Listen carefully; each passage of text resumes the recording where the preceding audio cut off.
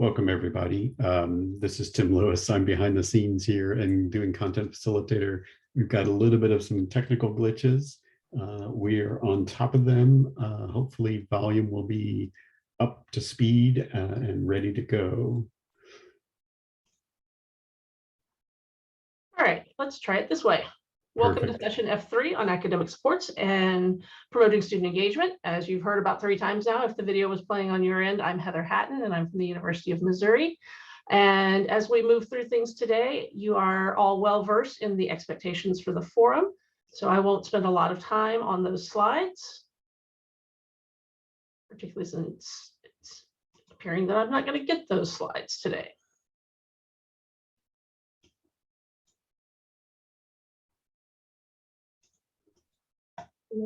There we go. All right. So as we move through today's work, the first piece that we're going to look at pieces from several different presenters and exemplars across Missouri and Iowa. And as we move through this, we'll talk about several different options for providing some tier 2 supports that are outside of some of the more standard check-in, check-out, and social skills instruction groups that we usually provide. You can see the whole list of providers here. I'll let each of them introduce themselves as they come to present. We're starting off today with some discussion around classroom coaching. And this work is being done in Ferguson-Florissant School District. I'm going to turn it over to Lisa really quickly because she's doing the bulk of the work and really understands how all of this is coming together and impacting her buildings, her teachers. I do want to note that it may seem a little out of place to be talking about changing universal behavior management patterns in tier 2, but we know that tier 2 builds on tier 1. And I know you heard in some of the earlier sessions today about how we need to make sure those core universal behavior management skills are really strong as we move into a tier 2 implementation. So Lisa, with that, I'm going to let you take it and I'm going to step away. Let me get you control of the screen. Thank you. While I'm doing that, my name's Lisa Hazel. As Heather said, I'm one of 3 area assistant superintendents that support schools and develop leaders in the Ferguson-Florissant School District under the leadership of our superintendent, Joseph Davis.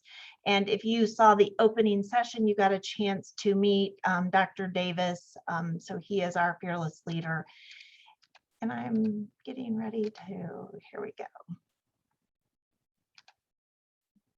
So just to give you a little background, I know you did hear about the district in part of his presentation, but we are located in suburban St. Louis.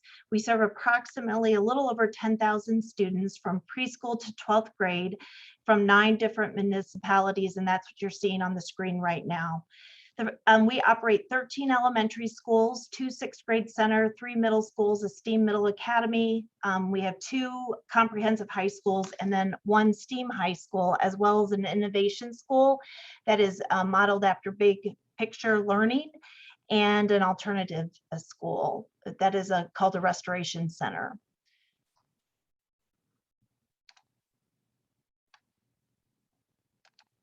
There we go. So this is just a little bit of the why. When Dr. Davis came to the Ferguson-Florissant School Districts, one of the things that he focused on was making sure that principals had the support that they needed to do the work in schools.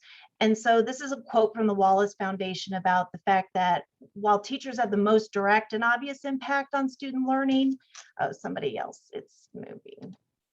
Student learning, principals are second to that. And so that's why principal leadership is so important.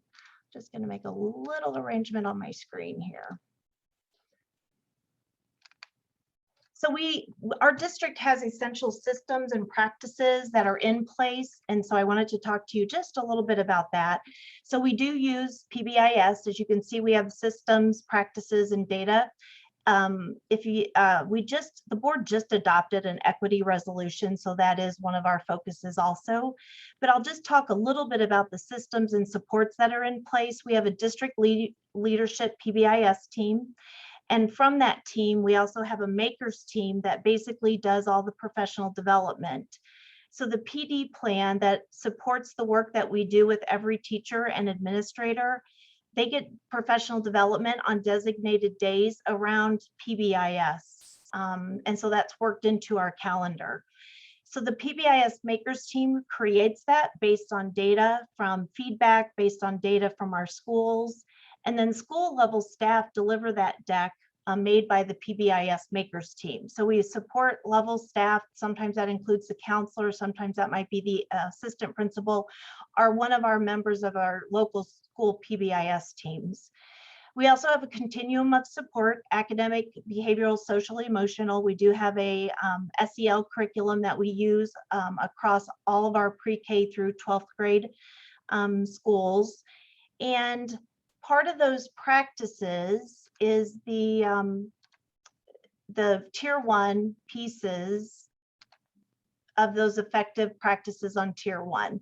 So from this continuum, basically all schools get universal supports. And so we have committed as a district that we're going to have the essential pieces of the universal PBIS in place. We also have some secondary focuses like check-in, check-out, and that we train our leaders on those. One of my colleagues actually presented, one of the principals actually presented in the session right before this. But what I want to really focus on today is these effective school practices at the bottom. So all of our teachers and administrators have been trained on these effective practices. This happened over a 2-year period, and we continue to revisit these. So for instance, as we launched back in person, revisiting these were really important, kind of that back to the basics piece. So these practices: behavior specific praise, pre-corrects, opportunities to respond, and active supervision is our focus. And what we did was we do walkthroughs focusing on these effective practices and collecting data around that so that schools can then make adjustments based on that data. We looked at it across entire schools and across the district. So based on that data, we knew that teachers needed more specific feedback. And so that's what I'm going to talk a little bit about right now in my role, kind of the journey that we took related to that feedback. One of the things that I'll mention about that's happening in our district is our assistant principals, in their role, they responded to the majority of the discipline. And it was really kind of a reactive in their job, and we wanted to kind of improve that experience and change the focus there. And making sure that those universals are in place really helped us do that. So again, I wanted to emphasize that we had trained teachers and the administration on effective practices. And again, we wanted to be able to observe and collect data and coach around those practices.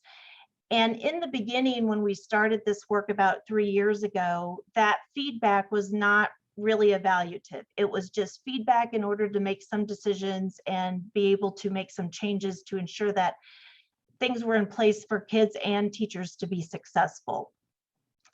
So what we did start to do then was, when we realized that teachers needed more specific feedback, we then started to train our principals on specifically on how to collect and give feedback around those effective practices. So the next piece that you're going to see here is another practice or another that we had in place. So we had a coaching protocol that our principal used around the evaluation and giving feedback. And so basically it's from Leverage Leadership, 6 steps to effective feedback. It involves giving a positive, so praising, asking some questions, identifying the problem, and then making sure that, and identifying the problem or an action step really, and making sure that the teacher had one specific piece of feedback that they could make an adjustment on. And then what we would do is we'd plan ahead and go back and see that. And we were focusing on doing that around the effective practices. The other thing that we had a practice in place was a tool that we use for observations. And again, you just see the top of the tool here, and I can actually click on the rest of it, but at the top of it was the important piece that I wanted to focus on today, because it is about collecting quantitative and qualitative data around those effective practices. So you can see student engagement listed right there. And so we're tallying the opportunities that kids had to respond. We're looking for those classroom expectations. And we're saying, yes, we see it, and here's some evidence, some specific evidence around those. And going down the line all the way through active supervision. So again, those were two practices that we had in place to start to do this work. And so again, my role, I'm going to talk a little bit about that, is to grow and develop leaders so that they have an impact on what's happening in the classroom every day, and obviously ultimately impacting student achievement. So what we did was we basically did a little PD session with them. It was like a 6-week session.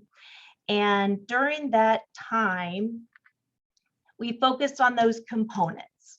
So basically, I worked with another person, and we just basically developed PD that focused on those effective components, reviewing those, and how to collect data. So collecting teacher performance data, quantitative and qualitative. We used practice videos. So we actually had videos from teachers from our classrooms, and then we would collect data, practice, do the video, collect the data, talk about what we collected to check calibration.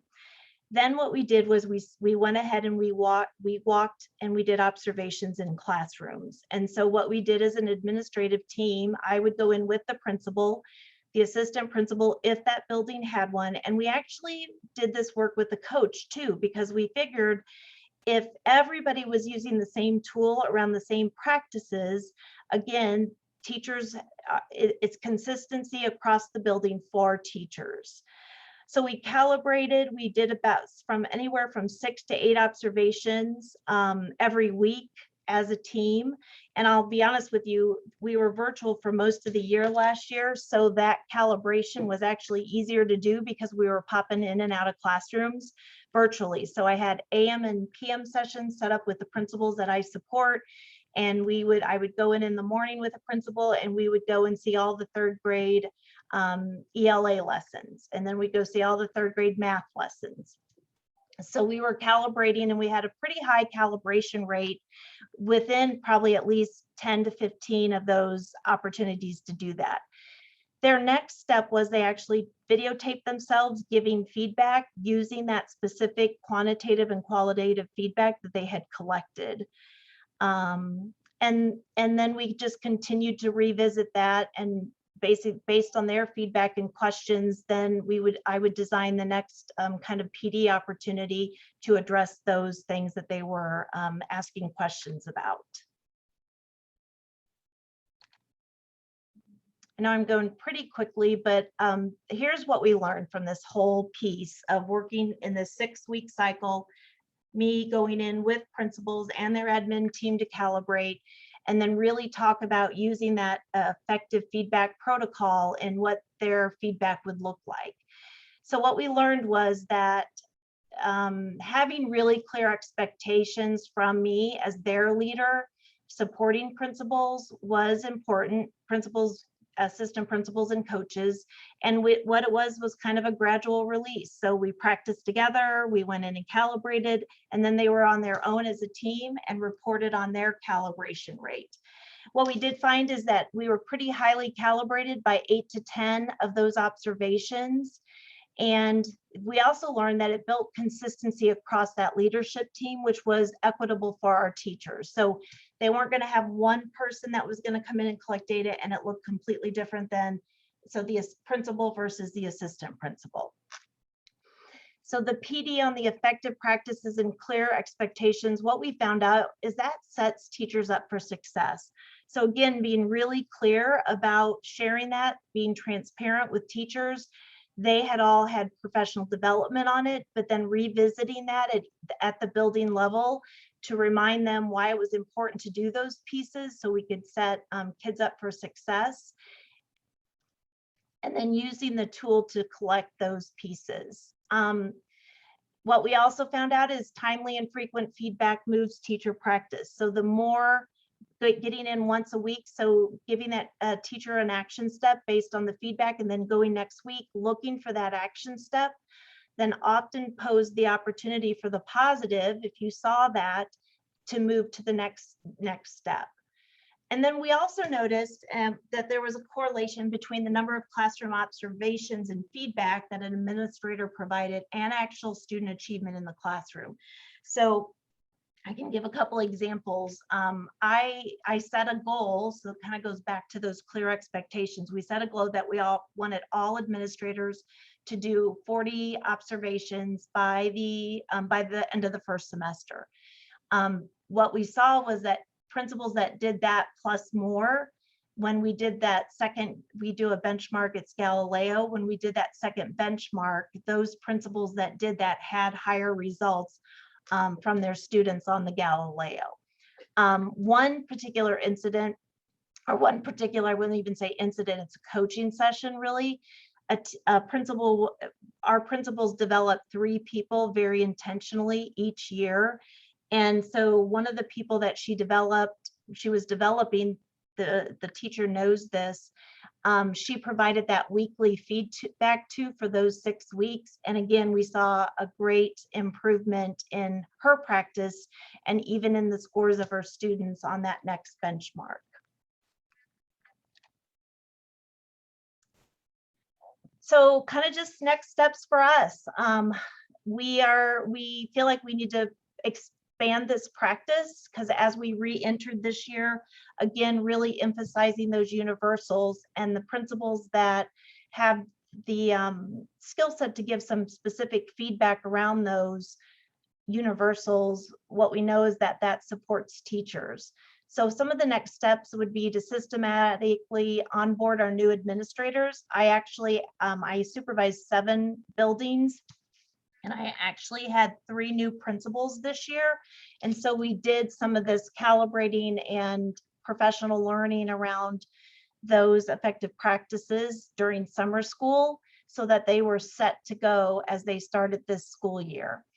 The other thing is differentiating these cycles of learning. So we did that 6-week initial learning where we were practicing and using the tool, building their fluency with that, making sure that their team was highly calibrated. So now we have a new set of principals, onboarding them, but differentiating the continued learning for principals that have already gone through that. The other piece that we really need to work on is organize the data. I gave you some just observational data that I noticed that it seemed there was a correlation between observations and feedback and student achievement, but we'd like to really kind of collect that and know that there is a direct correlation between the 2 pieces. And then building that internal capacity. So we did this in my area this year kind of as a pilot, but then building that in the other two assistant superintendents that I work with, you know, building that internal capacity and continuing to do that work across the district. And the other thing is I just wanted to mention, so I think I did mention earlier that first part, when we went into classrooms to do walkthrough, it wasn't evaluative. But we are actually using that as part of the evaluation, and we view our evaluation as an opportunity for growth. So it's not a got you, and that we know we need to continue to message that because just the word evaluation has a lot of different meanings for different people when they hear that. And so we really want to focus on using that as an opportunity for growth for principals, using it as an opportunity for growth for teachers. So here's where you are. And, you know, how do we support your growth and development as you move through these next couple of years in our organization? And Tim, I don't know where I am on time. You are right on time. Okay. There have been a few questions in the chat about Perfect. just your tools and the availability. They are all embedded in the PowerPoint. It's a big one, takes a while to download. In addition, if you wouldn't mind emailing me independent copies or PDFs, I'll be happy to upload those in the files. Yes. You were spot on with the evaluation. That was one of the questions. Is this part of teacher evaluation? Yes. So. It is now. It was not when we started, but this is what we found is that, you know, I require my principals, the principals that I support, to do 40 observations, and they can't afford not to do it as part of an evaluation piece because it's hard to meet that 40 then if they don't, because system principals do 40, coaches support, give feedback, and then principals do 42. Because we believe that our teachers deserve to have that frequent feedback at the beginning, so they have plenty of time to make the adjustments and develop. There was another question about the PD, and again, it's not publicly available. However, if folks go to pbismissouri.org, there's a lot of information about those effective classroom practices, putting in coaching, performance feedback, even some self-guided virtual modules. So there's plenty of information that's easily accessible. Yes, and Tim, I'd be happy to share. I did do like a syllabus and had like week 1, week 2. I'd be happy to share that PD that actually Lisa Powers and I developed. Perfect. That would be amazing. Thanks. Yep, I can do that. All right. I think we're ready to transition. Perfect. Okay, Risha, I'm giving you remote control.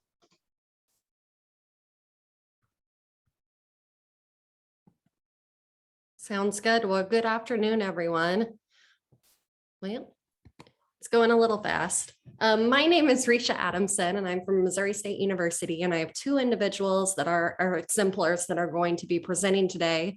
Elena Hitz is actually on the call, and she'll be talking you through an individual, which she worked on this accommodations guide with, and then Hailey Pickett, who is here in spirit through video. She's currently teaching, and she's at a middle school in Missouri. One of the things that we didn't really focus on, but I think is really important, is to set kind of up that this is on our academic supports and promoting student engagement. I think Lisa did a really, really strong job of really focusing on what is that expectation in the classroom, and how can we ensure that all of those pieces and all of those coaching evaluative pieces are being put into place and being put into place well. I think we have to kind of consider that as kind of one of the key components to making anything effective. With that same mindset, we also have to think about, what are we going to do when these students are still struggling? What can we think about on the individual student level, and how can we support them? And I think that is where this accommodations process comes into play. In looking at your responses and the polls, which if you have not already, go ahead and click over there and you can actually answer some of the questions about accommodations. But about half of you said that you don't currently have a system for selecting accommodations. And one of the things that I want you to know is, when I was a classroom teacher and when I worked in schools, I didn't either. And it's one of the pieces that at the time, I don't think I realized really how beneficial just that component of supporting students are. And when we talk about accommodations, we're not just talking about those students that are special education students, but ultimately accommodations are for all students. There is this quote, and it's viral sometimes on the internet, but I see it looping around every now and then, that I think is really important to talk about. It talks about that not providing accommodations for those individuals with unseen disabilities is the same as not providing a ramp for those individuals that may have a physical disability. And I think that's a really important kind of mindset or framework, especially if accommodations are something that is something a little bit novel or maybe different to you. Maybe you don't work with accommodations all the time, but it's really thinking about that we are not changing the learning objective for these individuals. We are trying to get them to the exact same goal as everyone else. What we're thinking about is how we're going to get them there. And we're not trying to give them a specific advantage. We're just trying to level the playing field. And when I think about a student accessing a building, whether it's via ramp or via the stairs, it doesn't matter to me. And it also doesn't matter if the individual that does not have a disability uses the ramp, if it's something that they feel more comfortable with, or allows them to have more success to get to that ultimate learning objective. So when we talk about accommodations, there are a few pieces that we need to think about. One of the things that we know from the literature and the research is that many times the selection of accommodations are random in nature. If you look at some of the IEP templates that our districts have, many times when you get to that accommodations page, there's a nice list of accommodations. It's very tempting for those individuals, especially for our kids that need significant amounts of support, to just start checking boxes. But ultimately, when we do that, we don't know what is impactful and meaningful for the student. And it's also really hard to implement when you think about that this child is probably not just served in that one environment where the individual, the case manager, let's say, selected those accommodations, but also out in every other environmental setting that the student accesses, trying to remember all of these accommodations and think about what is most helpful for these students can be an overwhelming task, especially when you think about secondary settings. And these teachers may have multiple students in their classrooms that have identified accommodations on an IEP. They may have other students within that classroom that need additional support because they are some of our struggling learners. And then they have multiple sections of classes throughout the day. So when you start factoring all of those together, you're talking a significant amount of support that an individual is supposed to manage. So it's really important that when we do select accommodations, that we think about them thoughtfully and mindfully to make sure that we have an appropriate process in place to make sure we're targeting what those students' needs are. We also know that there's accommodations. Extended time is a great one to think about, that it is substantially overused. And for many students, it doesn't actually make that much of an impact in their learning. It just gives them extra time. Another thing for us to consider is that, like I mentioned before, with the ramp and the stairs, that we're really supporting those students to reach those learning objectives, and that accommodations are different from modifications, and they're also different from differentiation. So specifically, when we talk about modifications, we're talking about really changing those learning objectives. And that's not what we're after with accommodations. We're helping a student get to the same level by providing them these additional supports. The other piece that's important to consider is when we think about accommodations and what's provided, especially when we have a laundry list of these accommodations, is thinking about, we don't know what's actually working. We don't know what we're doing that's actually making the difference for the student, because we are using what some people call, I'm from Missouri, so we call it the shotgun effect many times, that you're trying to throw everything out there and basically see what sticks. And so I think that's really important to consider, that this is kind of the problem that we're facing within this field. And so one of the things that we've done to think about this is we've created this accommodations guide, and there's two ways to access it. If you have downloaded the presentation, there's a URL link embedded in here. The other piece that you can look at this guide is directly through the files option that was mentioned earlier, and the guide is listed in there as well. I will tell you that within this guide, we have lots and lots of accommodations that are possibilities, but do not let those hinder you from thinking about the resources and supports that you have at your school. And if there's additional accommodations that can be put in place to help your population and to help your students.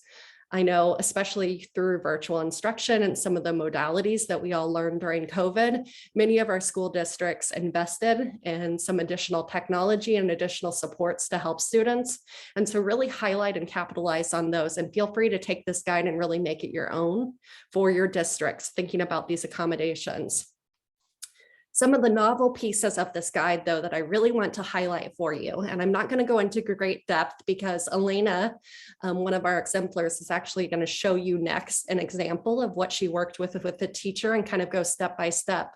But some of the pieces that are in this guide that I think are really critical and really important for us to think about, and think about how we are doing things differently, really comes from this PBIS philosophy, this mindset, this data-driven support. So first is we have to think about, what is that student's current need? Within the guide, it talks to you about getting any sort of behavior plans, student support plans, looking at IEPs, 504s, or any sort of components, and thinking about what are that student's needs. Additionally, it says, look at work. Get some of those tangible work examples from the classroom, from the class in the area that the student's struggling, and really look at them, put them out in front of you and be an investigator and think about, what are the student's needs? Are they academic? Are they behavioral? If they're academic, what area are they in? If they're in reading specifically, what area of reading is the student struggling with? Second, one of the novel components of this guide is to systematically determine how a selected accommodation is going to be provided. It's not just that we're going to do it. It's thinking about how are we going to do it? What is it going to look like? Is it going to be just in the classroom? Is it going to be in the classroom and across tests? But how are we going to do this? And then, as we know, as a critical component when anybody's learning anything new, it's to think about explicitly teaching the process. And it's not just teaching it to the student and having it really be teacher focused. It's really thinking about working with that student and getting their input as well, talking them through some of the accommodations that you've selected based on the need that you're seeing and asking them for what their input is. Within our secondary settings, this is one of the pieces that our teachers, when we've implemented this, have loved the most, because they really feel like it gives the students that chance to have buy-in and to have equal access and thought about the process. Next, number 4 here is to use our data. So look at those same products after this accommodation has been put into place. And typically we ask to only do one accommodation at a time. Why? So that we know what's being effective. We know what's making a difference. And if we don't see a difference in that evaluative piece that we're looking at, that student work, then we select something different. If we see some results, but not to the level that we're looking for, we think about what additional accommodation can we provide to help the student meet that goal. So those are really important pieces to think about, especially as we're being systematic through this process. Finally, is we have to make those decisions like I talked about. We use this data and we think about what else can we do next. Maybe the student, we have now tried multiple accommodations and they're still not making it. That's when we start thinking about, is a modification more appropriate for the student? But ultimately, we have data, we have tangible information to make that decision, and we know how to help best support that student. And so I am going to transition this over to Elena. Heather, if you could transition control to her. This will allow Elena to kind of talk you through a specific example, how she used this as a teacher, and also how she uses this currently as an instructional coach for her district. All right, hello all. My name is Elena Hitz. I am currently a high school instructional coach at Logan Rogersville High School in Southwest Missouri. I previously taught at Nixa High School, also in Southwest Missouri. So that's why you see 2 examples on my particular slide. So I've used this accommodations guide in both the classroom setting as a teacher, but also in an instructional coaching position as well this year, which has been very eye-opening for me. My current goal in my specific role is overarchingly to support teachers in better reaching their students to increase learning while also meeting their own professional goals. And as we all know, our own professional goals often deal with student success and learning. So hopefully those 2 are going to tie hand in hand when we're working with this accommodations guide as well. My overall finding with working with the accommodations guide has been that these are things that teachers are already doing. But the accommodations guide brings more consistency and provides a strategy and direction for teachers to better help our students who are in need of these accommodations that may not have them already included in an IEP or a 504. It also gives the students a lot of agency and ownership in their own learning experience. So something that I found as a teacher, or I have a couple of examples.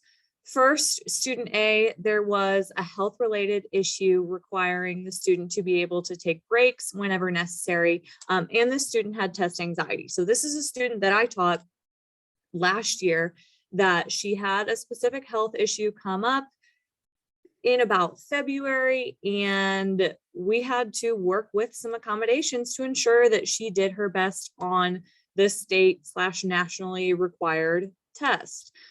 Risha had introduced me to this accommodations guide earlier in that year, so I was able to utilize this accommodations guide on relatively short notice.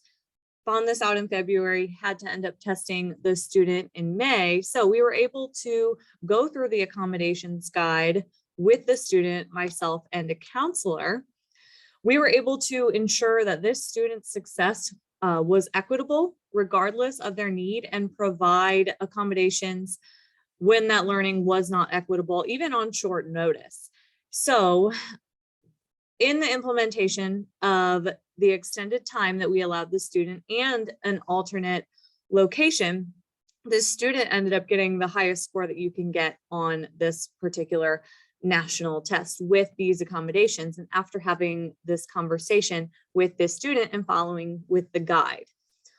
The second example that I want to talk about is going to be with working with one of our new teachers at Logan Rogersville High School. That is the example that you have been linked to at the bottom of this slide, as well as in the files section of our presentation. So and I will go through that. Hang on one second. Actually, no, it's okay. So you can pull that file up on your own. However, I can go through that particular document with you piece by piece after just explaining the situation in general. So the new teacher, we go through a new teacher institute at the very beginning of the year. In that new teacher institute, I was able to build on my own experience in the classroom and use of this accommodations guide, which was so helpful to me as a teacher, and bring it into a section of our new teacher institute to ensure that our teachers understood the difference between accommodations, differentiation, and modifications. So the foundation was already built there. Then going through the coaching cycle, I meet with our teachers once a week. We have a standing meeting and we discuss current needs in their classroom. It became evident that student B was having difficulty with reading comprehension and was incredibly easily distracted. This student was also new to the district, had transferred schools numerous different times, and the transcripts showed that they had struggled in the past. However, really nice kid, was very personable. Thankfully, the teacher had a really great relationship with this student and was willing to go through this accommodations guide with myself and the student to help this student better achieve academic success. So while going through, or what we ended up doing on one of our meetings, we went through the accommodations guide, and the new teacher and I essentially planned out how we could, or some goals in accommodating for this student. What we came up with, then we met with the student themselves and spoke with them regarding what they believed was doable and fair and something that would be helpful to them as well. And a lot of the time, especially in high school, if we just talk to the kid and treat them like an equal and bring them in to where they can take some ownership and agency over their own learning, the buy-in just is incredible.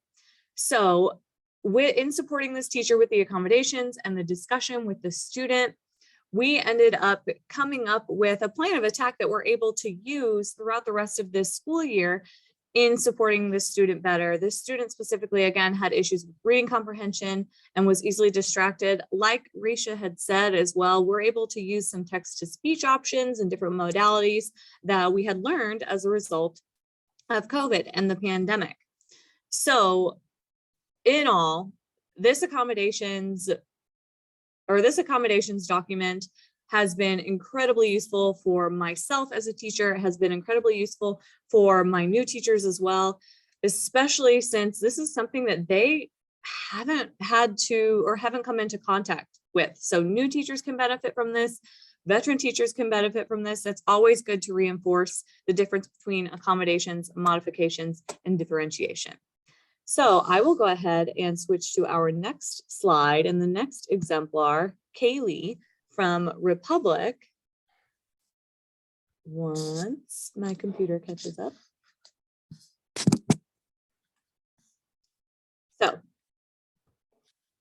Dr. Adamson, do you want to go ahead and introduce Hailey, and I'll click play when you're ready?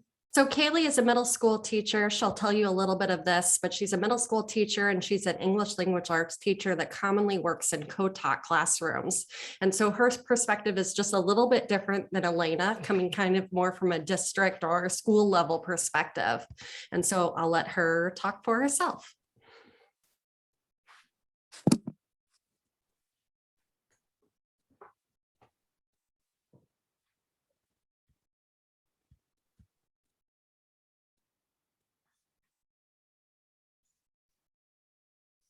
Risha, you have to unmute so we can hear her. I think Elena's the one who has control. And she is unmuted, Tim. You might want to rewind. Try again.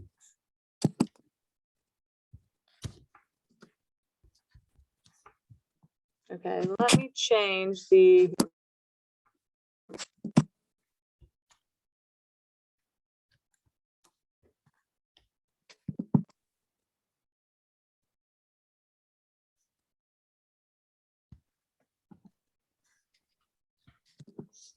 Well, I'll just give you a brief overview of what Kaylee is saying. And again, I believe we can upload Kaylee within the files if you'd like to look at it afterwards. But basically what she talks about is the individual impact that she has when she co-teaches with her fellow classroom teacher, especially in the co-taught kind of setting, focusing on really how it gives them both a little bit more autonomy from what having to work that directly with a student, because they both understand what specifically the student needs to be successful.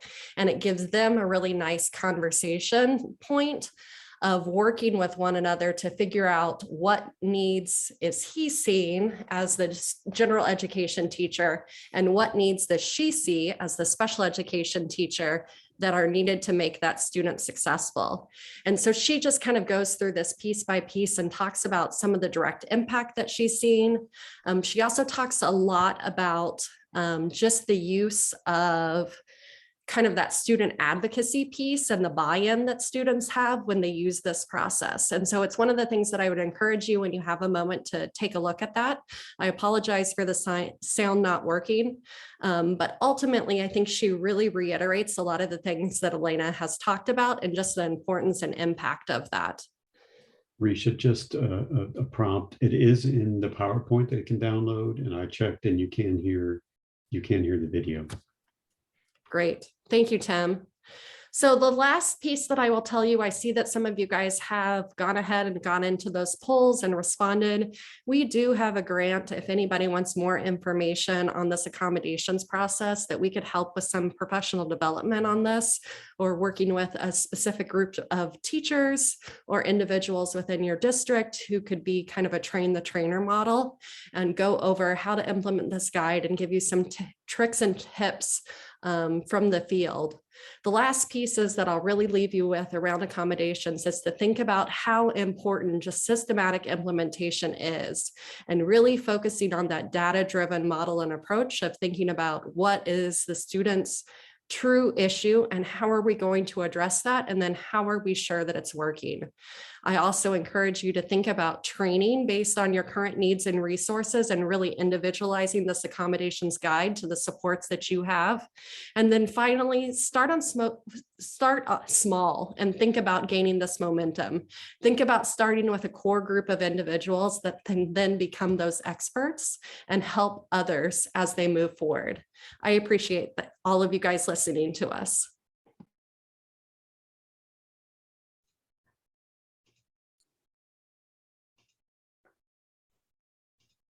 Sarah, you're good to go.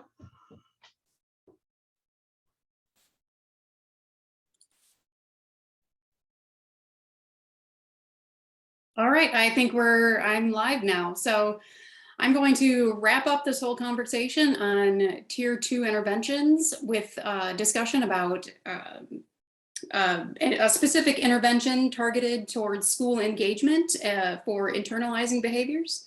So I'm Sarah Estropola. I'm at the University of Missouri, and the exemplar that we'll be presenting via video today is Katie Lala, who is a special education teacher at City High School in Iowa City.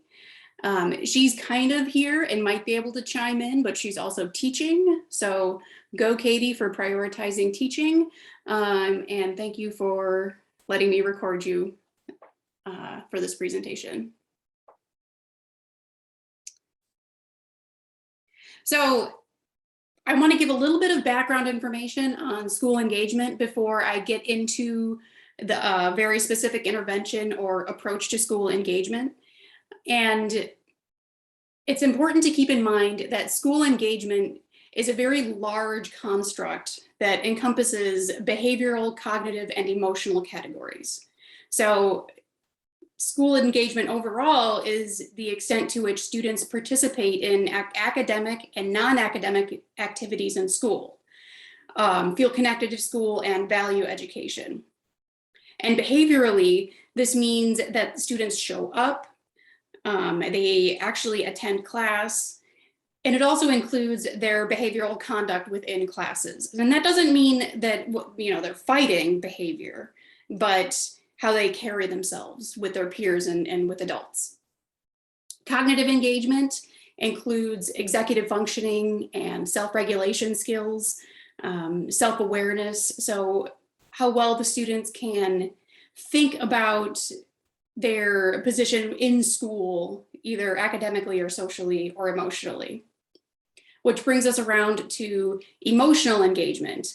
And those are things like overall well-being, mental health, relationships with teachers and other students. And all of these components or all these constructs significantly impact how well a student can engage in school. And with that in mind, we can consider our students with internalizing thoughts and behaviors such as anxiety, depression, obsessive compulsive disorder, suicidal ideation, or self-medicating with alcohol or drugs that has a very inverse relationship with their school engagement. So as these internalizing thoughts and behaviors increase, school engagement decreases. So that can include a social withdrawal, dropout, poor student-teacher relationships, student-student relationships, and ultimately whether or not students can be successful in school. And continuing our theme with high school examples, the rest of this presentation will relate specifically to the high school context. And when we think about the high school context in terms of challenges that teachers and students face when providing tier 2, well, any tier intervention, you can think about the school size, organization and culture, and developmental level. In relation to school size, high schools can be huge with lots of teachers, lots of students, lots of classes. And with that comes diverse social norms, either within student cliques, student organizations, or even across different classrooms can have very diverse social norms. And then organization and culture. The high school culture is very particular. You can think about that within academic departmentalization.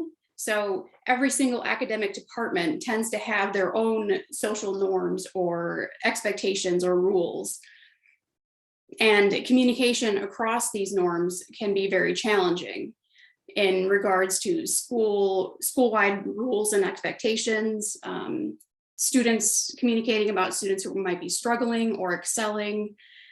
And then if we move over to developmental level, we think about the students themselves. They're highly susceptible to social influences, regardless of whether or not they have an internalizing behavior disorder.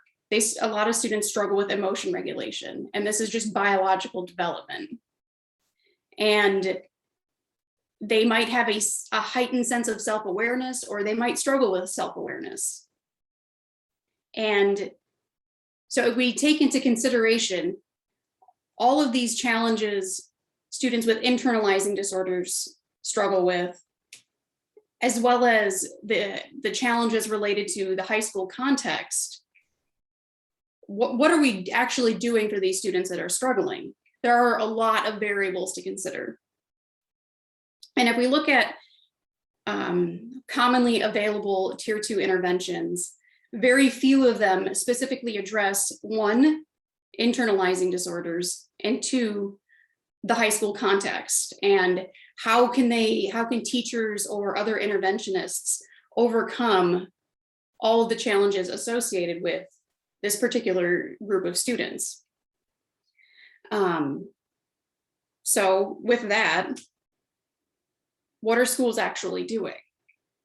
And this is where I approached Katie Lala for an example to see what she's doing in terms of tier 2 and engagement. And she had an example of a student who is struggling with mental health and internalizing disorders. And we had some very fascinating conversations around this particular intervention. And there's no name for it. I've never really heard of it before, but it's a combination of components related to check and connect and self-monitoring. So as opposed to the check and connect presentation from a couple of hours ago, this particular intervention is a bit more intense, as in the student checks in daily as opposed to weekly, and the student regularly self-monitors throughout the day. So in a nutshell, the student will check in with their mentor, which is Miss Lala, his special education teacher. And then throughout the day, he will self-monitor his emotions at the start of each period using a Google form. And then the student engages in a problem-solving conversation during learning support, where they can review their data, discuss what's going well or not so well, and figure out ways to overcome some of these issues. And so the next several slides are going to be videos of Miss Lala and of her students discussing the components of this particular intervention, successes and challenges, and basically how they make this work within their school.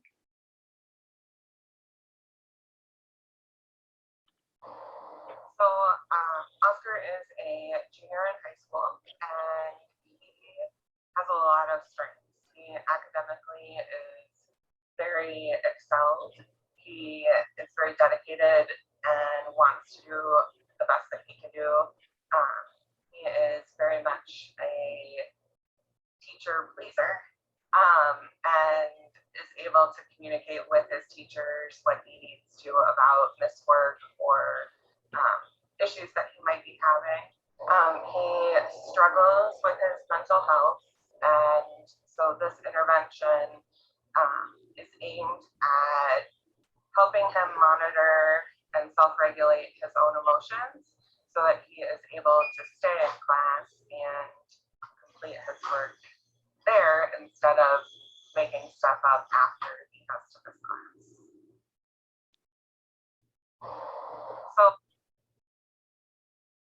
So in this next video clip, Ms. Lala will more specifically discuss the intervention, its components, and how the student engages in the intervention throughout the day. Also, you're going to hear some buzzing and clicking sounds in the background. Was an entry door right next to where we were filming, so I apologize for that. So Oscar actually came to me with this intervention. It was put into place in another high school, but we had to really tweak things a little bit because we did not have as much support here for Oscar as they had at the previous school. What kind of support are you talking? So he was working with a residential facility to implement this plan and had workers from his residential facility that he was able to check in with throughout the day. When he came back to City High, he was living at home with his parents. And so we had to figure out how to replicate that communication for us. So gen ed teachers were tasked with asking Oscar, what's your vibe at the beginning of every period? And then so that I can monitor, because I don't see him every period, he then inputs his number on a Google spreadsheet that both him and I have access to. And then we're able to communicate through Google Hangouts if there's something up, or I can go to him if I notice that his number is starting to come up and we need to problem solve what's going on. The Excel spreadsheet has worked really well. He's typically pretty responsible about doing it. It has taken us a little bit of time, and him getting into the routine of doing it at the beginning of every period. But once he was in the routine, it was not an issue anymore. Now he does it every period.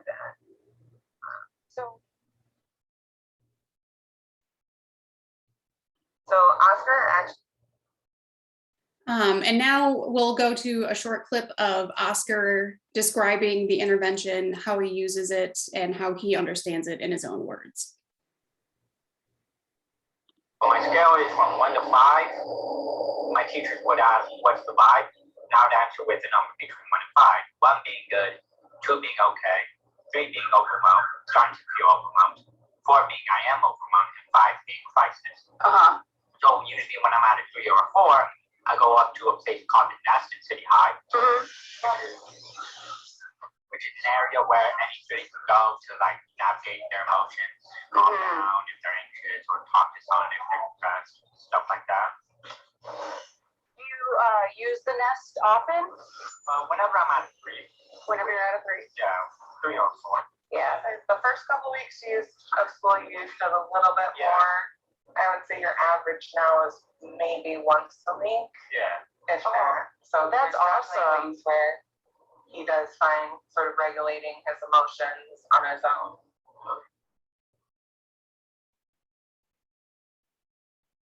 On my scale.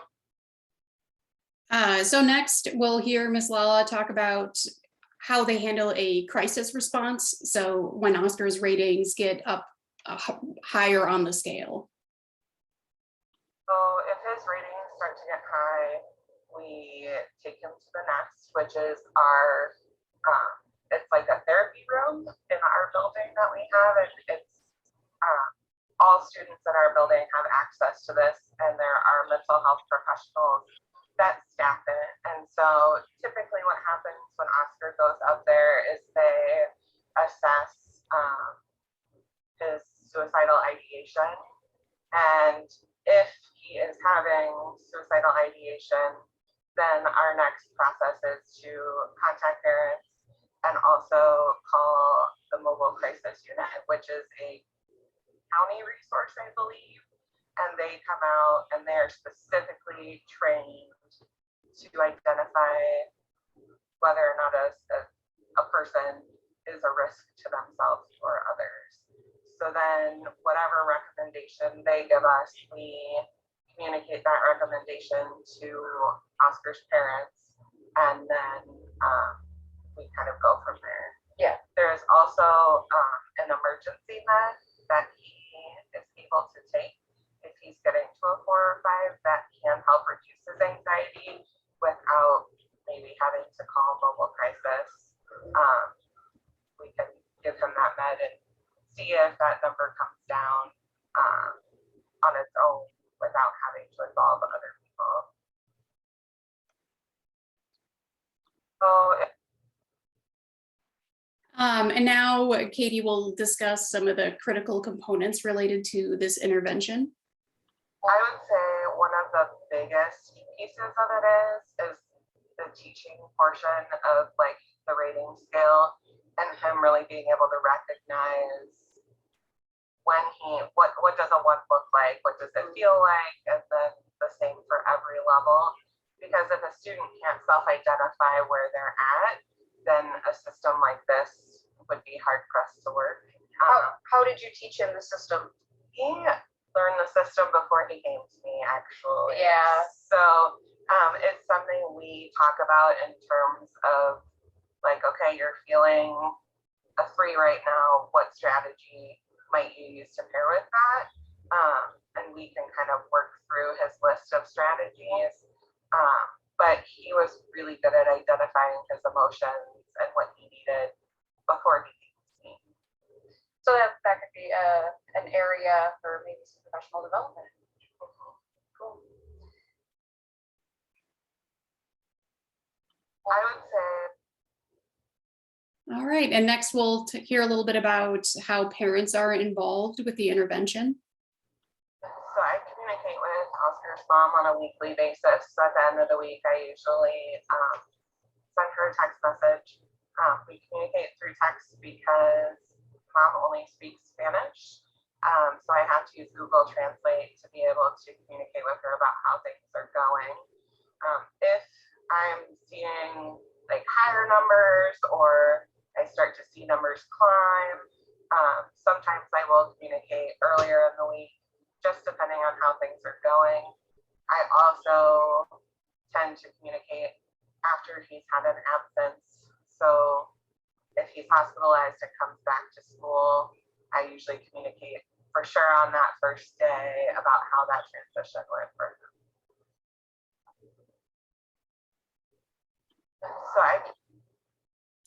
So we'll take a second to look at some of the data that Katie provided me. These data are a little bit old. They're about a month old. So, but they cover quite a lot of, it covers quite a lot of information. So since this whole portion is on engagement, we can take a look at this green line and these green dots. So this indicates whether or not how engaged or disengaged he is. So these 0 levels include the amount of time spent out of class. So we can see back in May, he had a bit of a spike where he was out of class. And then here earlier this year, he spent some more time out of class. And corresponding with that time spent out of class, we can look at the blue line, which is his level of anxiety. So his anxiety tends to be pretty consistent, but fluctuating. And then we can see here, it also spiked a little bit when you spent time out of class, but then it leveled off a little bit. And this orange line, this vertical line represents when he actually transitioned back into City High School from the hospital setting. So he had some challenges getting back into that adjustment. And then this year, at the start of this particular school year, due to COVID and all the changes that were associated with returning to school, he did have some challenges in September. However, based on what we've already heard from the videos, his levels of anxiety have already started to go down. And he's been able to spend more time in school. And then in this next clip, we'll hear Katie talk about some more recent notable successes. One notable success that I have seen is that typically once Oscar gets to a 4 or 5, we have a really hard time getting him to lower that amount of anxiety. And the suicidal ideation is pretty prevalent. But the other day, he was able to go and process in the nest, and he only missed 1 class period and was able to make it through the rest of the day. Excellent. And all of Got him back into class. Got him back into class. Excellent. One notable.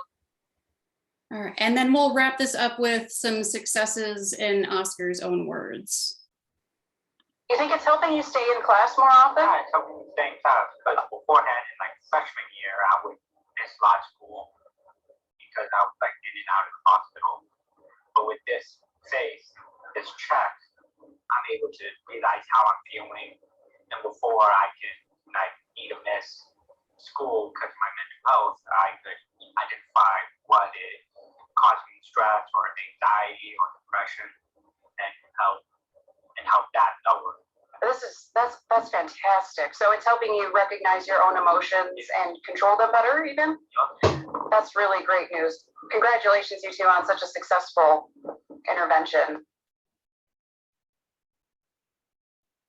You think it's helping you?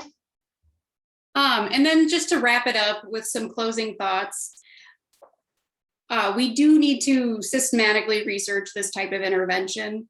However, it does include all sorts of really good evidence-based practices, like consistent communication with parents, many components related to self-monitoring and check and connect. However, the way everything is put together might be worthy research study in the near future.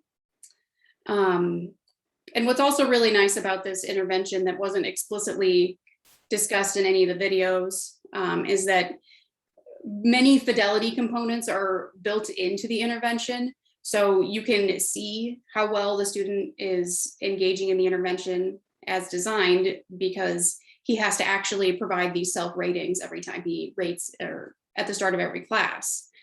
And then many different data collection, progress monitoring tools are built within the intervention, including all of those self ratings from the Google Forms. And I'm not sure it made it into this presentation, but the Google Forms also serve as an agenda or a task list for the student, so he can keep track of what sort of homework he has to do for each of his classes. So that can also activate some of those executive functioning components of engagement. A question that was raised directly within the videos is, how do we actually teach teachers to help their students recognize their emotions? Many times in high schools, teachers might not have the support of mental health professionals to teach this for their students, but how do we teach teachers to do this, implement this intervention from start to finish? And then those other questions, like how do we fade supports, how do we intensify supports? It looks like this particular intervention was a sort of faded version of what Oscar received in the hospital setting, because at this point in time, he was not receiving any like individualized counseling. It was his support centered around this self-monitoring system. And then on the other side, how could we intensify supports? Well, providing more of those counseling or therapy sessions that are provided within the school district support system. And so that's all I have for us right now. You feel free to contact me for any questions related to high school or engagement. And Katie has agreed to provide, if any of you are interested, a shell of Oscar's intervention. So she'll remove all of his data and his language, but the whole self-monitoring or tracking system, she's agreed to provide if anybody should want that. And again, Tim has been putting all this information into the chat, but we have resources available through the files tab or through the agenda. And that's all I have right now. Thanks, Sarah. Questions have been coming in. We've been addressing them, and some of the other participants are also weighing in and sharing great ideas. Just a reminder, as Sarah prompted, there are lots of information in the files. You'll be able to access this session relatively soon after we close it out. We apologize again for the tech glitch, but if assuming you, like everybody else, have been living on Zoom for the past 2 years, you know it's just par for the course. Even though our ability to do something like this electronically never ceases to amaze me. So Heather, do you want to close us out and give us a bit of information about the evaluation? Sure. Thank you to all of our presenters, and it appears that somehow the evaluation slide has gone missing from the deck as well. I don't know what is going on today. Let me see if I can. The evaluation information is connected through Pathable, so if you'll click on the link there, that's probably the fastest way to get to it at this point. And I think that's all the information I have as well. And you'll be receiving an email follow-up asking for evaluation feedback as well. And we really appreciate your input. We continue to try to improve this forum. This year, we really tried to capture voices of folks who are out there doing these things. So it was great today to hear from our practitioners especially. So please follow up with that, give us some feedback. Again, I want to echo Heather's thanks to our presenters and our exemplars. Many of them, surprise, surprise, had to log off to go to board meetings and after school meetings and all those responsibilities. So thanks, everybody. I hope you enjoyed day 2. I hope you pop into some of the roundtable discussions, and we'll see you tomorrow.